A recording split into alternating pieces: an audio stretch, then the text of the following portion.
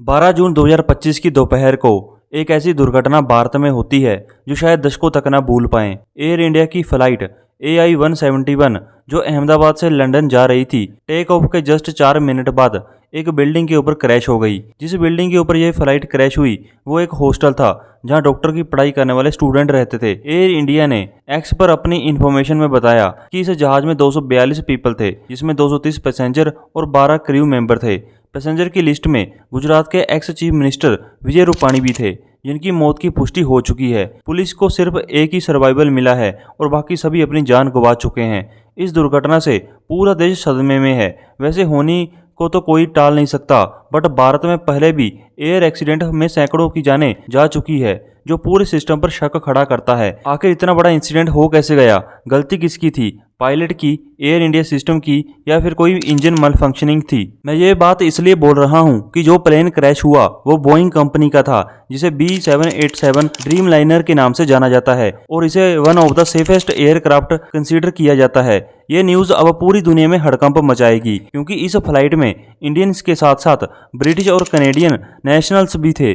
ये इंसिडेंट हुआ कैसे, इसकी पुष्टि तो अब ब्लैक बॉक्स रिकवर होने के बाद पता चलेगी। ब्लैक बॉक्स हर कमर्शियल फ्लाइट में होता है। Basically black box flight recorder का काम करता है। यह प्लेन के अंदर डेटा को रिकॉर्ड रखता है, जैसे पायलट की voice recording. Black box help करता है इन्वेस्टिगेशन के लिए कि हादसे से पहले और बाद में क्या हुआ था, ताकि फ्यूचर में कोई ऐसी वारदात ना हो।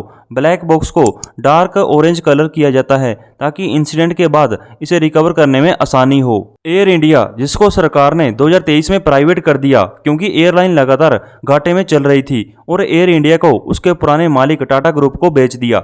इस वक्त 75% शेयर के साथ एयर इंडिया टाटा के हवाले है और इसमें 25% शेयर सिंगापुर एयरलाइन के हैं।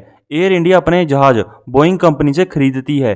बोइंग एक अमेरिकन बेस्ड कंपनी है जो हर तरह के जहाज बनाती है। बोइंग का नाम बड़े बड़े जहाज बनाने के लिए फेमस है। कई बार बोइंग को लेकर सवाल खड़े हुए हैं। इंडिया में पहले भी जब इस तरह के इंसिडेंट हुए तो उसमें बोइंग कंपनी का नाम आता है। बोइंग की क्वालिटी को लेकर हमेशा सवाल खड़े हुए हैं। सैम सेल्फोर, जो एक बोइंग इंजीनियर थे, उसने भी ड्रीम लाइनर 777 एंड 787 की शॉर्टकट माल फंक्शनिंग को लेकर सवाल खड़े किए थे। दूसरे थे जॉन बर्नेट, जो बोइंग कंपनी में क्वालिटी कंट्रोल मैनेजर थे। उन्होंने बोइंग में ऑक्सीजन सिस्टम, स्टैंडर्ड सब standard parts and missing defective components को लेकर सवाल खड़े किए थे। खैर, अहमदाबाद में जो दुर्घटना हुई उसका स्पष्टीकरण तो हो जाएगा कि पायलट एंड पर गलती थी या फिर कोई टेक्निकल ग्लिच था, क्योंकि पायलट ने क्रैश होने से पहले मेडे कॉल किया था, जो सिर्फ इमरजेंसी के टाइम पर किया जाता है। दुख की बात यह है कि इस घटना में एक को छोड़कर बाकी सभी को अपनी जान गंवानी पड़ी। जब कोई लॉन्ग रूट पर फ्लाइट निकलती है तो वो अपने साथ काफी सारा फ्यूल साथ लेकर चलती है। ये फ्लाइट भी लंदन जा रही थी।